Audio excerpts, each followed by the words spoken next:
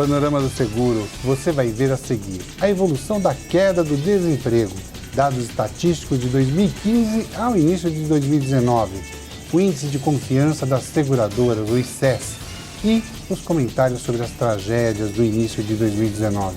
Fique conosco.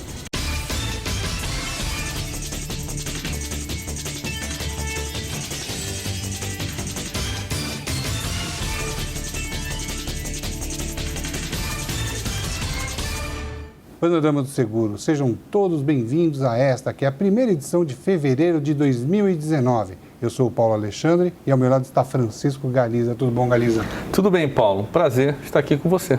Prazer é todo nosso. Galiza, vamos falar da queda do desemprego. O que você trouxe para a gente? Isso, Paulo. O que acontece em economia é que algumas variáveis, elas acontecem de forma defasada.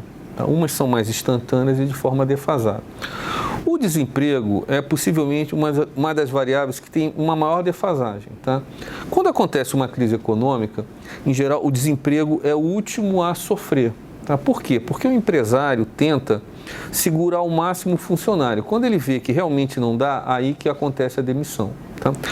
O outro lado também é válido, quer dizer, quando começa a haver uma recuperação econômica, né, o empresário fica na dúvida se é oportuno ou não ele contratar novos funcionários. E por isso o desemprego é o último também a haver a queda, né? Quer dizer, uma coisa tanto no início quanto no fim. O que a gente observa aqui, que vocês podem ver no gráfico que está na tela de vocês, né? O gráfico vai desde o início de 2015 até o final do ano passado, de 2018, né?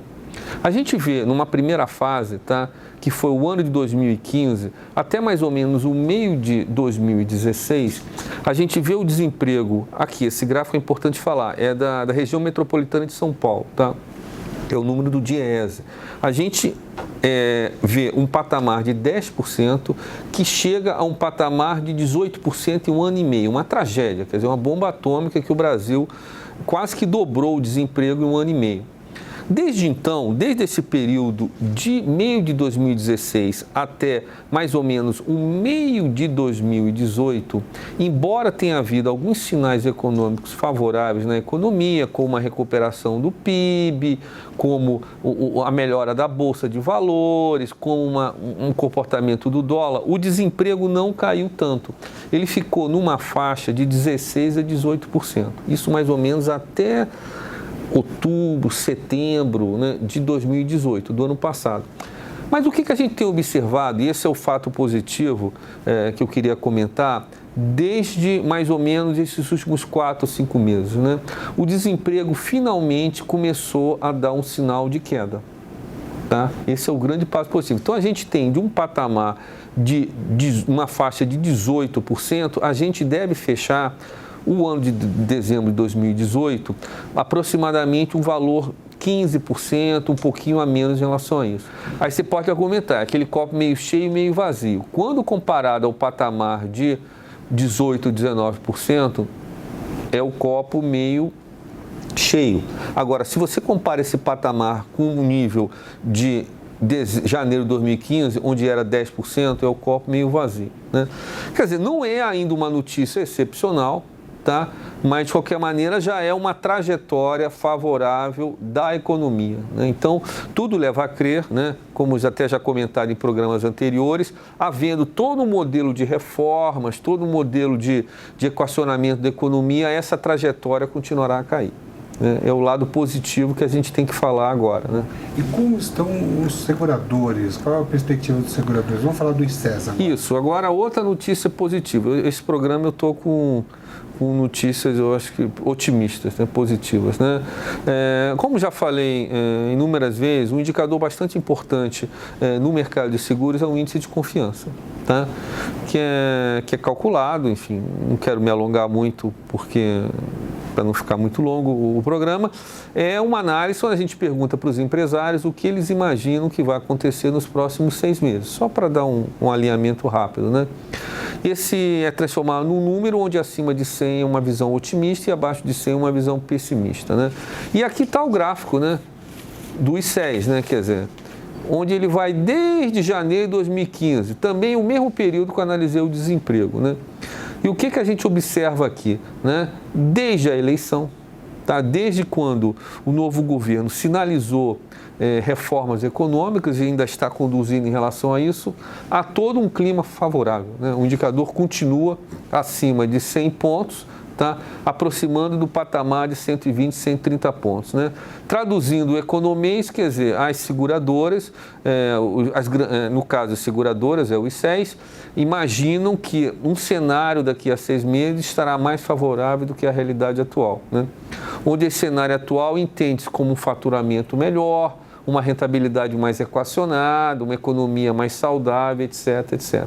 Então, são dois indicadores positivos que a gente vê no mercado, são dois gráficos. O primeiro é a queda do desemprego, já pelo 4º mês seguido, e segundo, a manutenção do grau de otimismo das seguradoras com patamar acima de 100 pontos desde a eleição do novo governo.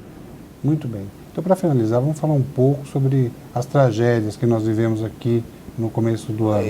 Esse assunto ainda vai ser desenvolvido em outros programas. Quer dizer, a gente está falando aqui de Brumadinho, está falando do incêndio, do alojamento dos atletas do Flamengo no Rio de Janeiro. Então, a gente vai ter números ainda, né? Números de prejuízo de seguradoras, nos seus vários sentidos. Então, vamos ainda desenvolver no futuro tabelas e gráficos sobre isso. Né? Mas eu não queria deixar em branco, nós não queríamos deixar em branco, né? Sem fazer um comentário, né? Que é lamentável isso, né? Quer dizer, o que mostra mais ou menos no Brasil a falta de preocupação com o gerenciamento de risco, né? Quer dizer, realmente não dá para aceitar isso, né? Numa economia moderna, né? Que as agências de fiscalização não controlem as coisas, né? Ou fazem de um modo assim tão desleixado. A palavra é meio forte, mas é que eu quero deixar, né? E vamos torcer que, sei lá, a gente tem que torcer, né? Não tem outra opção, né? Que o Brasil aprenda uma lição, né? E o seguro pode prestar um ganho muito grande. Exatamente. Né? O seguro, através do gerenciamento de riscos, tem um papel muito grande, né? Eu acho que a sociedade brasileira tem que trazer as seguradoras, o gerenciamento de riscos para essa discussão. Tem que ser um elemento central que pode ajudar que se evite que tragédias como essa, né, e a palavra apropriada é essa, tragédias, né, se repitam no futuro, se o Brasil quiser realmente ocupar uma primeira linha em nível mundial. Né? Sem contar que o seguro ainda é muito incipiente no Brasil. Nós utilizamos muito pouco o seguro. O seguro que é o principal instrumento repositor de perdas. É o principal instrumento que permite o continuar. Ele não repõe uma vida humana, é verdade, mas ele permite com que a família possa continuar do mesmo patamar que ela tinha. Sem dúvida, Paulo. A gente vai voltar a esse assunto. Vamos voltar a esse assunto em programas posteriores, quando a coisa ficar mais clara. Mas a gente não poderia fazer um comentário desse diante dessas circunstâncias. Né? E fica o meu pesar a morte do Ricardo Boechat, nosso jornalista, que era muito admirado por mim pessoalmente. Essa edição do Panorama do Seguro está chegando ao final. Obrigado, Galiza. Obrigado, Paulo. E obrigado a todos vocês que assistiram ao programa. Espero vocês no final do mês. Um forte abraço a todos e, por favor, continuem enviando seus comentários, críticas e sugestões para o e-mail producal@panoramadoseguro.com.br ou por WhatsApp São Paulo 11 98910 3050. Um forte abraço a todos.